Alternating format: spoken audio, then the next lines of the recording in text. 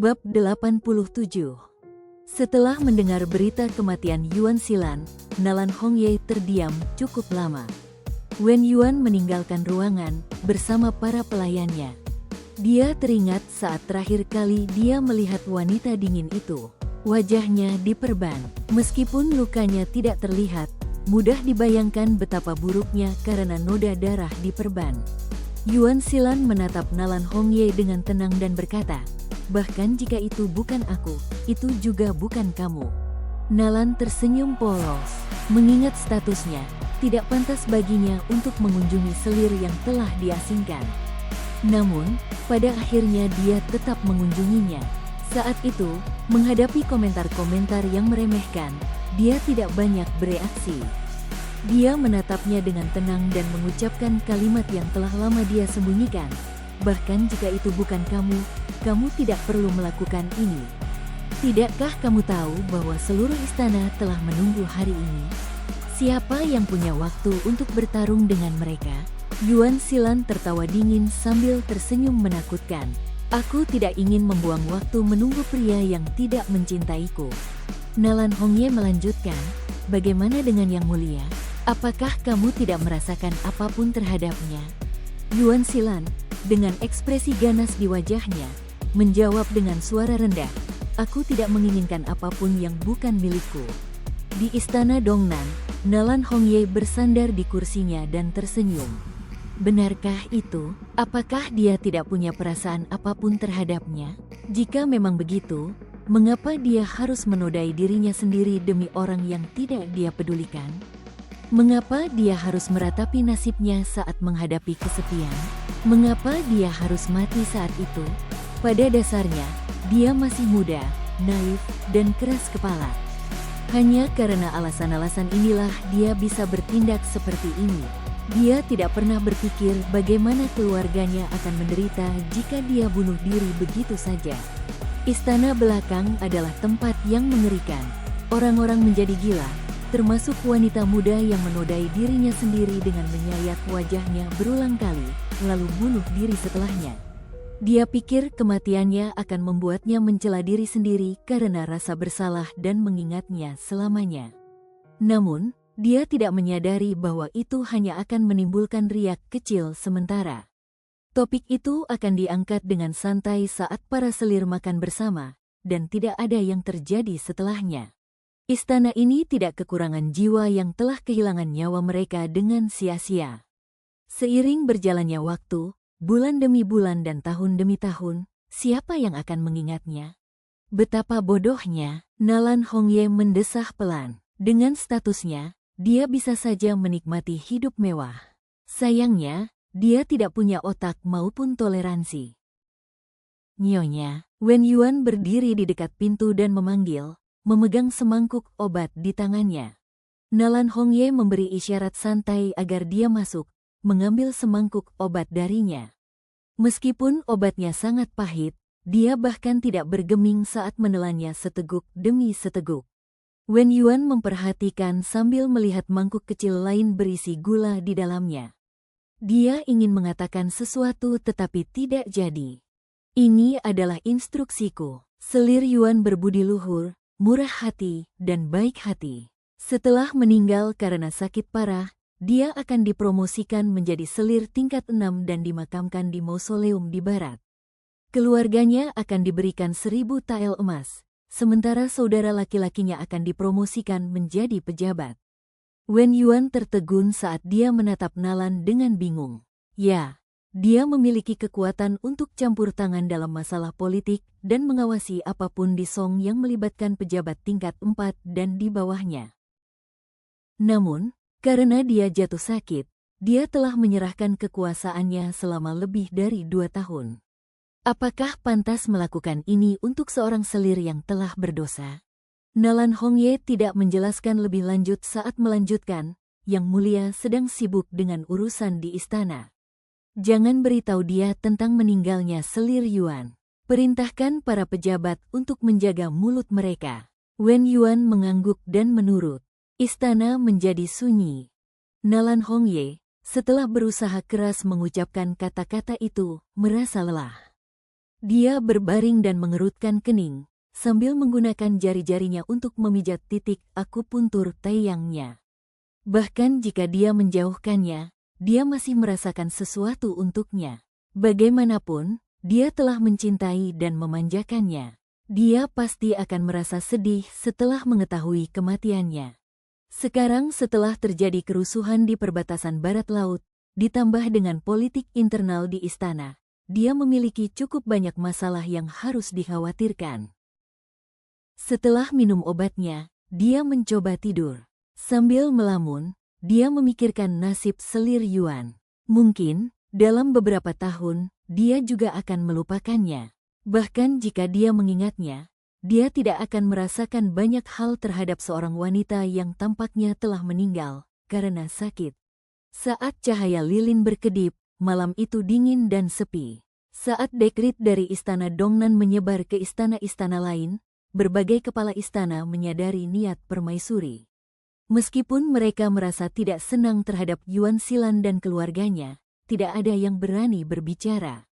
Beberapa hari yang lalu, Lady Cheng muncul secara pribadi untuk meminta maaf. Ini menandakan hal yang besar. Permaisuri masih memegang kekuasaannya dan tidak boleh diremehkan. Istana belakang masih tampak damai. Masih ada tarian dan nyanyian setiap malam, dilengkapi dengan suara alat musik. Di tengah kegembiraan, semua rencana dibayangi oleh salju. Di istana yang luas, wanita itu terlupakan seperti bunga yang layu. Lebih banyak keberanian dibutuhkan untuk hidup daripada untuk mati. Senyum Nalan Hongye selalu begitu polos. Dia menatap langit di luar jendela saat dia tampaknya melihat bayangan hijau. Dia berdiri di sana dan menatapnya dengan pedangnya yang berat di sisinya. Dia berdiri tegak dengan kegelapan di atasnya. Pada hari pemakaman ayahnya, dia berdiri di belakang putri yang berduka dan mengucapkan kalimat ini. Tetapi, angin mulai bertiup di luar. Salju dari tadi malam belum berhenti. Bersamaan dengan angin, salju berhamburan saat beterbangan di udara. Lalu, mengapa kau tiba-tiba kehilangan keberanian? Yushu teringat hari ketika Suanmo meninggal. Saat itu hujan deras. Semua tabib basah kuyup, dahi mereka berkeringat. Pagi itu, cuaca cerah. Ia memimpin para pelayan untuk mengeringkan buku-buku Suanmo di halaman. Namun, pada malam hari, pasukan dari Laut Dongnan tiba-tiba mengawal kereta kuda ke kota, sampai ke kediaman Suanmo. Ekspresinya pucat saat ia dibantu keluar dari kereta kudanya oleh orang lain. Ia berjalan ke ruang kerjanya dan berganti pakaian saat ia bersiap memasuki istana. Namun, sebelum ia melangkah keluar pintu, ia jatuh terkapar di genangan darahnya sendiri. Yushu berdiri di sampingnya dan menangis tak berdaya saat para pelayan mengerumuninya dengan panik, membawanya ke dalam rumah dan bergegas keluar untuk memanggil tabib. Saat itulah hujan mulai turun. Hujan terus turun selama 7 hari tanpa henti. Semua warga sipil berkata bahwa surga menangis untuk Tuan Xuan, sebagai isyarat untuk melepas seorang pahlawan. Para tabib menyerbu masuk, satu persatu. Semuanya mengucapkan hal yang sama kepadanya pada akhirnya. Dia terluka terlalu parah. Dia kehilangan terlalu banyak darah. Tubuhnya terlalu lemah karena pertempuran yang berkepanjangan. Dia memaksa tubuhnya melakukan perjalanan jauh tanpa pulih dengan baik. Organ-organnya telah rusak. Namun, dia tidak lagi mendengar apapun. Dia menyaksikan para lelaki tua itu pergi dengan wajah muram. Dia bertanya-tanya dalam hati, apa yang mereka katakan? Mengapa mereka tidak masuk untuk merawatnya? Dia sehat jasmani, cukup untuk mengangkat pedang yang beratnya lebih dari 40 kg dan tombak yang beratnya lebih dari 50 kg. Dia terluka ringan. Apa masalahnya? Mengapa dia terbaring di sana dan tidak bangun? Dokumen pernikahan putri tertua telah disetujui. Kaisar Yan akan berangkat besok. Dia adalah pejabat penting Song. Mengapa dia tidak akan mengantar mereka pergi? Dia menyaring semua suara di luar dan berlari ke sisinya. Dia menyenggol lengannya dengan ringan, seperti beberapa tahun yang lalu, sambil memanggilnya, "Tuanku, bangun. Tuanku, bangun." Namun, dia tetap tidak bergerak karena matanya tetap terpejam. Dia mengerutkan kening dengan erat seolah-olah dia tidak bisa melepaskan sesuatu. Lengannya sedingin es. Dia merasa semakin takut tetapi tidak menggunakan lebih banyak kekuatan untuk menarik lengannya. Dia terus berteriak lagi dan lagi, "Tuanku, bangun. Tuanku, bangun." Suara tangisan mulai bergema. Beberapa pelayan mengeluarkan sapu tangan dan menyeka air mata mereka dengan diam-diam. Namun, tiba-tiba dia merasa marah. Dia berbalik dan mengusir mereka semua. Hujan di luar sangat deras. Saat pintu terbuka, angin dingin bertiup menerpa pakaiannya yang tipis. Seorang tabib berjalan maju dan berbisik, "Nyonya, Tuan Xuan tidak akan bisa datang. Anda harus bersabar." Dia adalah wanita yang lembut dan sopan sepanjang hidupnya, tetap berbakti kepada orang tuanya, menuruti keinginan saudara-saudaranya, dan mendengarkan suaminya. Dia tidak keberatan dengan apapun.